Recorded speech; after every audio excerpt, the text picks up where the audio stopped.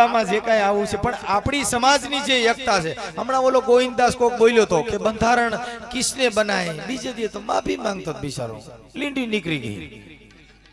મેં કી ભાઈ જીનો રામ રૂઠો હોય ને એ દલિતો આરે બાત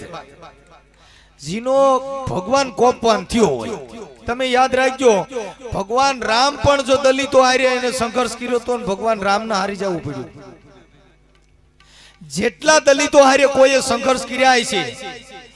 એના છેલાસી નહીં છે શું કામ કે આ સમાજ છે ને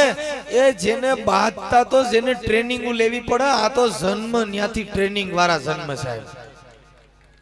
કેમ કે આદિવાસી જંગલમાંથી આવે આને સોરિંગ મારતા આવડે અમે પૂછવું પડે સોરિંગ ક્યાં લાગે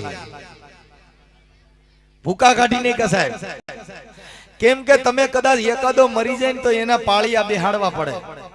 એના હુરાપુરા બેહાડવા પડે પણ ભીમા કોરેગાંવ ને કાંઠે સાહેબ 28,000 પેશવા ને 500 એ વેતરી ને કા ભૂકા કાઢી નાખ્યા સાહેબ